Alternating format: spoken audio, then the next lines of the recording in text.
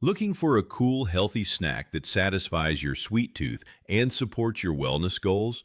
Try this quick and easy blueberry yogurt bark. It's refreshing, loaded with antioxidants, and only takes minutes to make. Start with a bowl of unsweetened Greek yogurt, about 1 to 1.5 cups. It's high in protein, great for your gut, and makes the perfect creamy base. Add 1 to 2 tablespoons of allulose, a natural low-calorie sweetener that won't spike your blood sugar. Stir it up until smooth and lightly sweetened. Now grab a baking tray lined with parchment paper and spread the yogurt mixture evenly, about a quarter-inch thick. Next, scatter a generous handful of fresh organic blueberries across the top. You can gently press them in so they freeze right into the bark. Optional but delicious. Sprinkle on some crushed nuts, cacao nibs, or shredded coconut for crunch and extra nutrients.